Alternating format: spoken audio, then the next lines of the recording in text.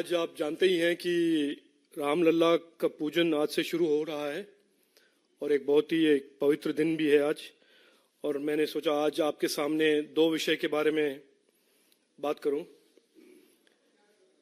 पहले तो आपने पढ़ा होगा, लेकिन मैं आज दोहरा रहा हूं मैं आपके सामने कि 65 साल से जो यहाँ पर देश में गरीबी हटाओ का एक फॉल्स प्रॉमिस, एक एम्प्टी स्लोगन हमको सुनने को मिला था। कांग्रेस ने 65 साल से ये चलाया था और आज फैक्ट्स सामने आ रहा है कि पिछले 9 साल में 25 करोड़ भारतवासी प्रधानमंत्री मोदी जी के गरीब कल्याण की नीतियों के कारण they have come out of poverty. तो 65 साल गरीबी हटाओ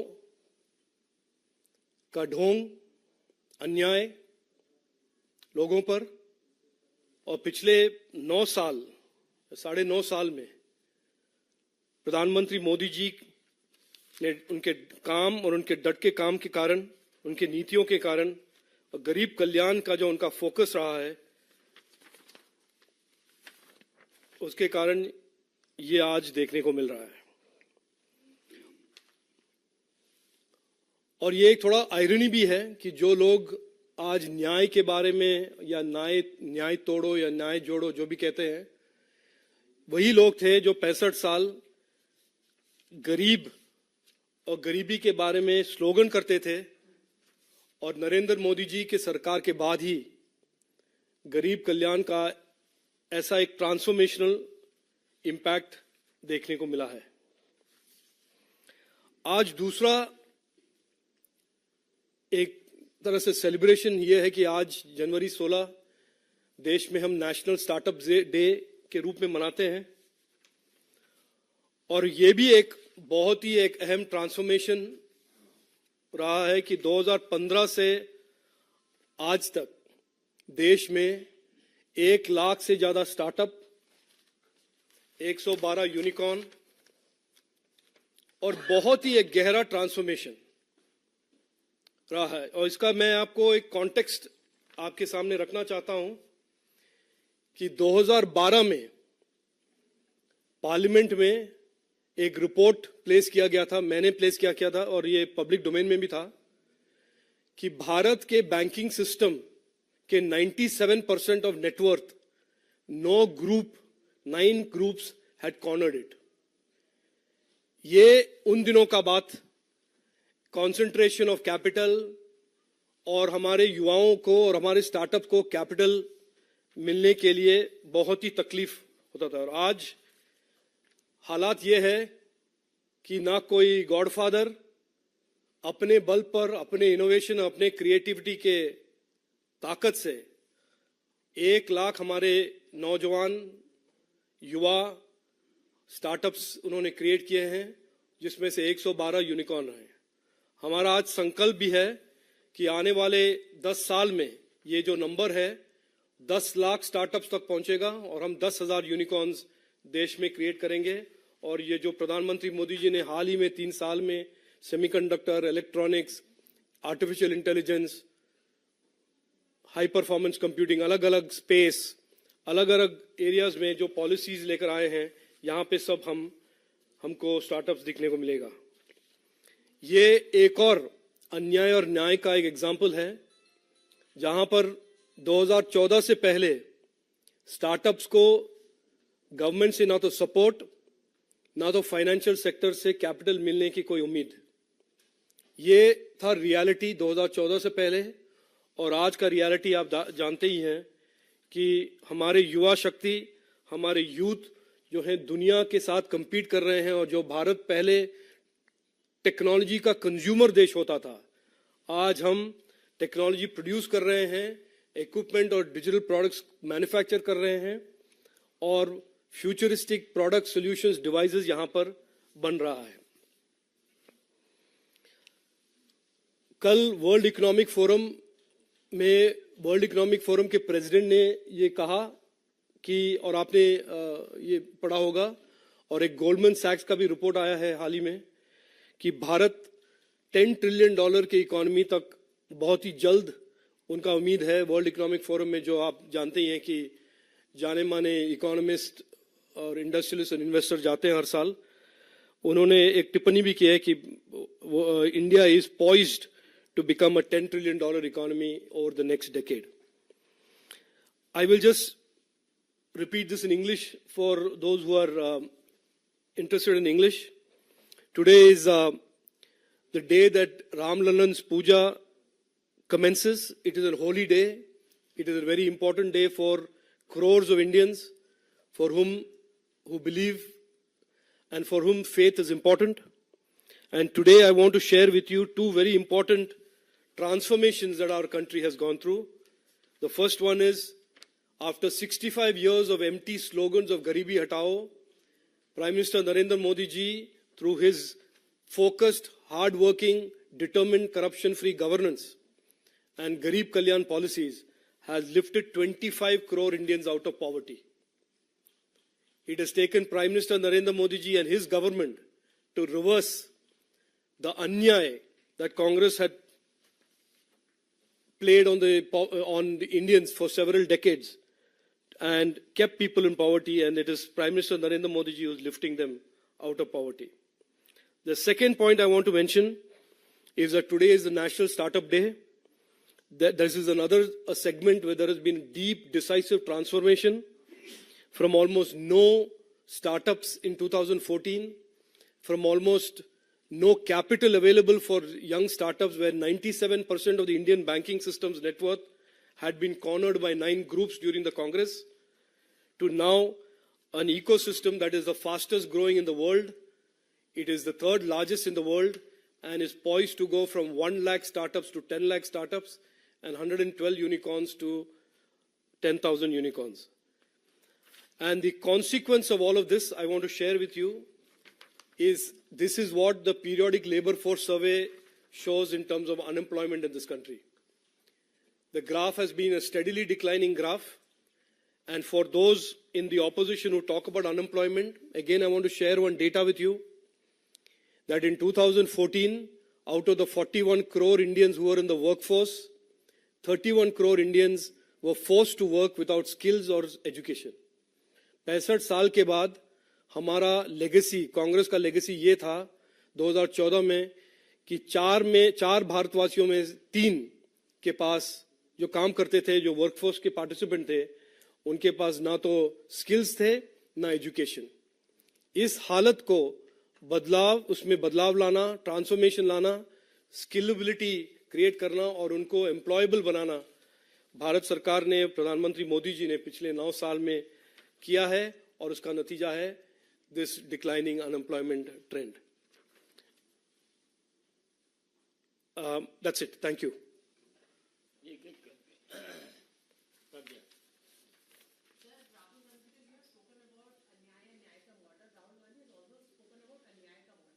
Now he is saying that we have an alternate, which is like having harmony in the country, and there's a Nyay model in the country, and there are just few capitalists in the country who have taken over the country as well. No one is raising concern of rights of OBCs, and motive of BJP is to help few people. How do you respond to this, sir? I don't want to respond to it because I think it will give all of us unnecessary time spent on this. Because it is almost absurd that a person whose government in Karnataka, in just few months after it is formed, is caught with its hand in the cookie jar with crores and crores of money being looted by their corporators. Many farmers committing suicide in Karnataka after they have taken over government.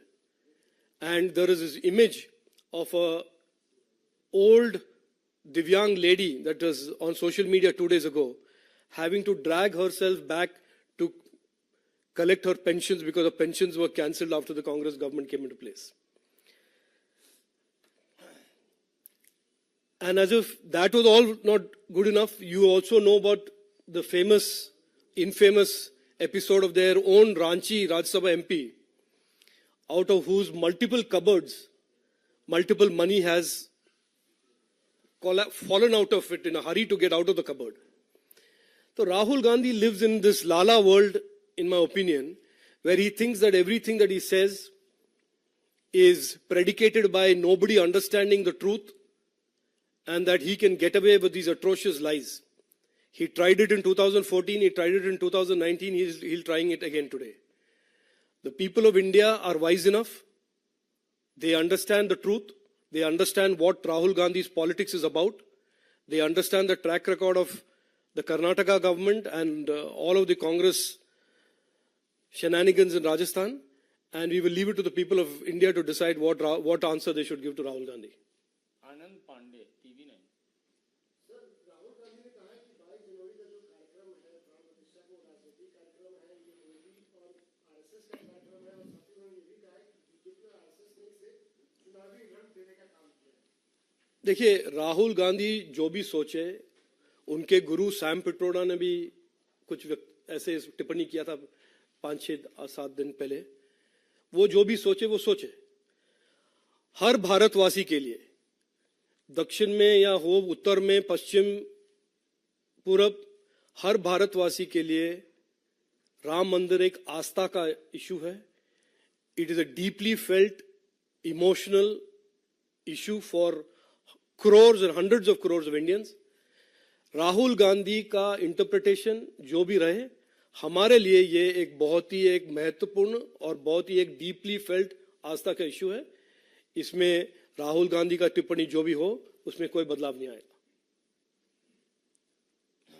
Vibha Sharma Tribune Aditya. Last month you had issued very strong directions to IT companies in respect of deepfakes after Prime Minister flagged the concerns in the BJP event. You had also said that there be strict legal consequences in case of non-compliance. What has been the progress in this 1 month since you tweeted very harshly yesterday also on We have had 2 rounds of what we call Digital India dialogues with all of the intermediaries. We have drawn their attention to the current rules. We have drawn their attention for the consequences of non-compliance. We have issued an advisory, and we have also said that if we are not satisfied with the compliance, we will notify newly amended rules that are much more specific to the issue of misinformation and deepfakes in particular. So you can take it from me today that we are going to issue new amended IT rules in over the next 7 to 8 days. Vineet TV 18. Rahul Gandhi का ये कहना है कि जो भी व्यक्ति है वो धर्म को मानता है, वो अपने जीवन में उसका प्रयोग करता है, और जो भी व्यक्ति, अगर कोई ऐसा व्यक्ति है जो धर्म से पब्लिक को जोड़ता है, कहीं ना कहीं उसका वो फायदा उठाता है और ऐसे का वो सम्मान नहीं करते. देखिए, राहुल गांधी का इंटरप्रिटेशन अलग अलग इश्यू पे मैं उसमें जाना नहीं चाहता, क्योंकि इट इज अ हेडेक. मुझे समझ में नहीं आता वो क्या बोलते हैं, क्यों बोलते हैं. हम सब के लिए राम मंदिर, राम, हमारा फेथ जो है बहुत ही एक आस्था का इशू है. इसमें मैं किसी के साथ जाके मंदिर में जाऊं, अकेले जाऊं, ग्रुप में जाऊं, इसमें मैं कोई फर्क देखता नहीं हूं. और मेरे आस्था का मेरा एक पर्सनल बिलीफ है, और हम सब के लिए ये एक आस्था का विषय है. राहुल गांधी हमारे आस्था को डिफाइन करने चलेंगे तो बस वो तो उनका ही एक प्रयास रहेगा, असफल होगा. हम अपने आस्था के बारे में हम बहुत अच्छी तरह से जानते हैं. What is our faith, what is our belief, and I certainly don't require Rahul Gandhi to interpret how I should practise my faith and how I should practise my belief in my God.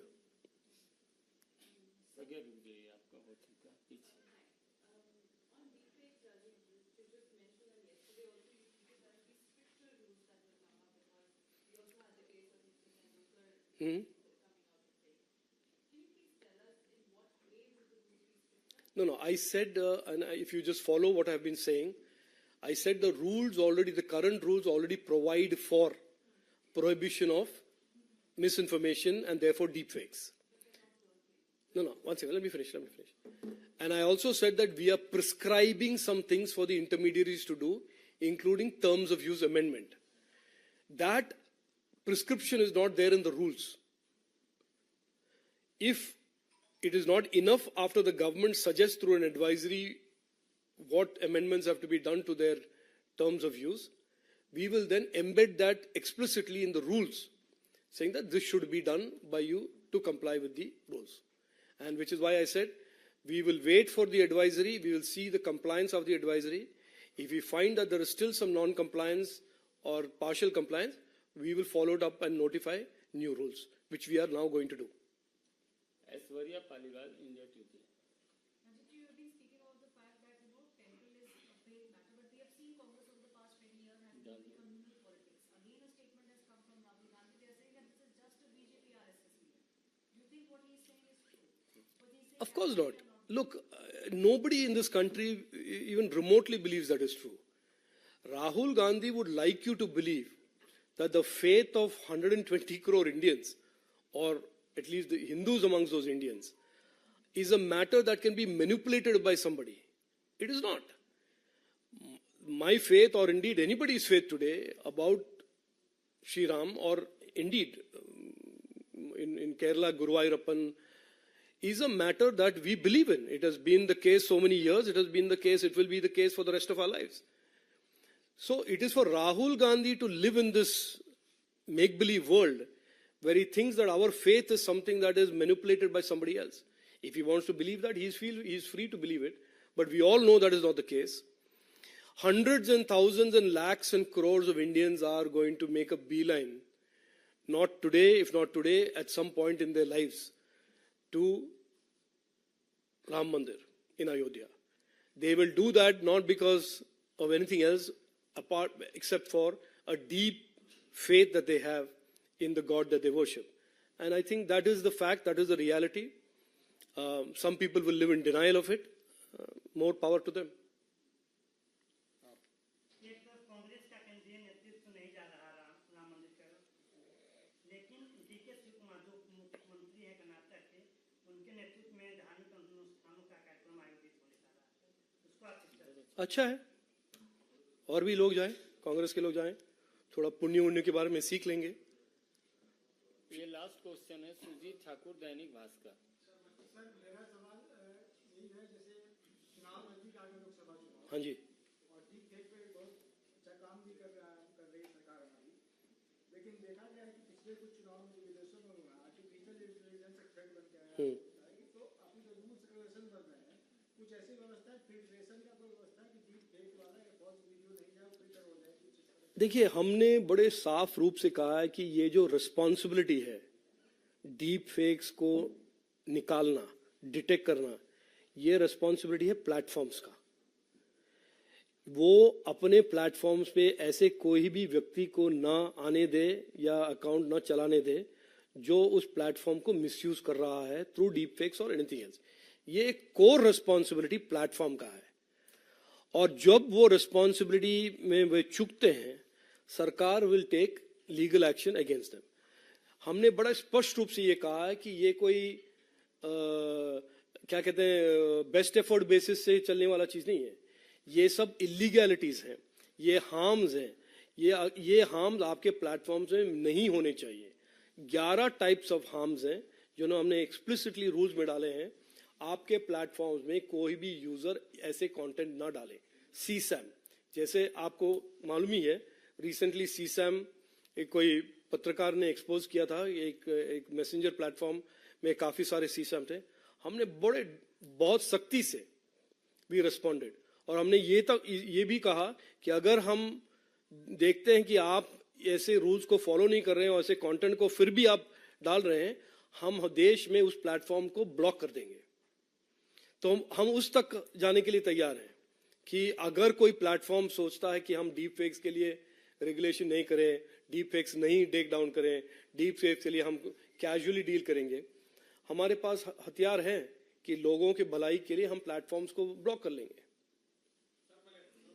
Malayalam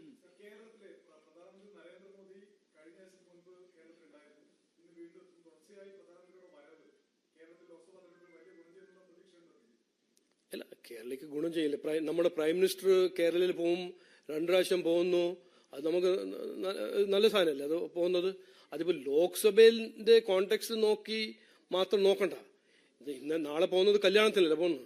അത് കല്യാണത്തിൽ is not going to do Lok Sabha campaigning. അതുകൊണ്ട് prime minister കേരളയ്ക്കും ഒരു development ഒരു support കൊടുക്കണം, development model കൊണ്ടുവരണം, അവിടെയും investment വരണം, അതെല്ലാം പ്രൈം മിനിസ്റ്റർ പറയുന്നു. അതിനിപ്പോ പ്രൈം മിനിസ്റ്റർ 10 പ്രാവശ്യം പോയാലും 5 പ്രാവശ്യം പോയാലും നല്ലതല്ലേ, നമുക്ക് നമ്മുടെ നാട്ടിൽ നല്ലതല്ലേ.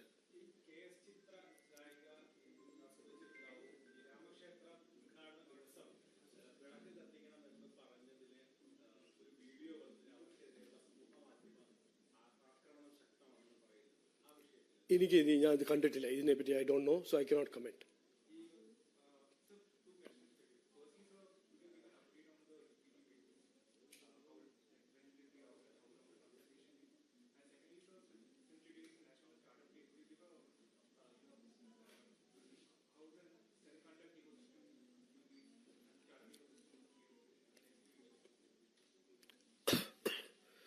What is the first question?